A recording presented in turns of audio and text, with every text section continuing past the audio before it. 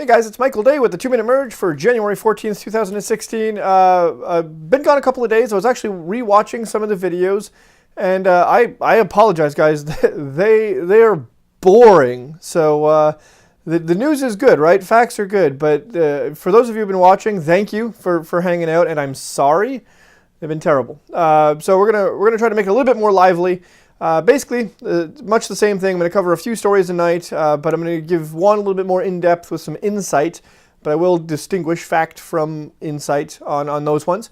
And then just a couple bullet points on the other news to keep you updated. So without further ado, we'll get to it. Lighter stories tonight, or not lighter, but the smaller stories tonight. We just had the State of the Union address by President Obama.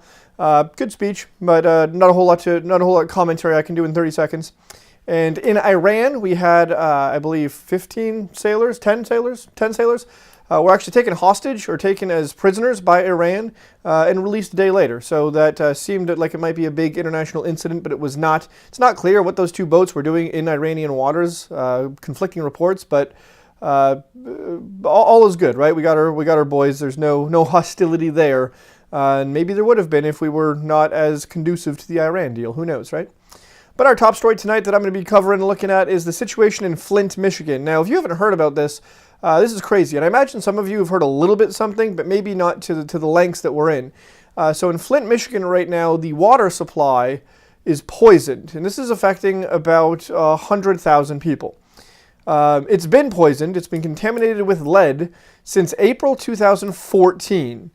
So that's a long time, and it was actually a local pediatrician discovered that there were high levels of lead in children, which can be devastating. Lower IQ, developmental delays, and other pretty serious health risks, right? Lead paint chips was a big reason. If you have, I'm in the mortgage industry now, if there's lead paint, it's something we check for before I buy a house because it can be very, very dangerous. So this has been going on a very long time.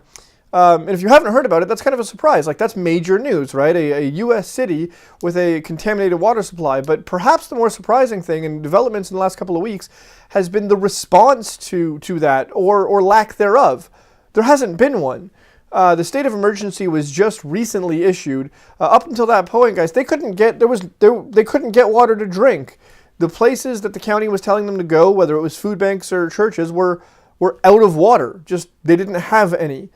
And the situation is still not great. Latest news is showing that they have, we've got people handing out water on a door-to-door basis. But it turns out that team is only 20 people for a city in Flint, Michigan. It's about 100,000. So completely inadequate. And that's something that transcends party lines. Republican, Democrat, people are getting very, very sick. And there's been actually 10 deaths.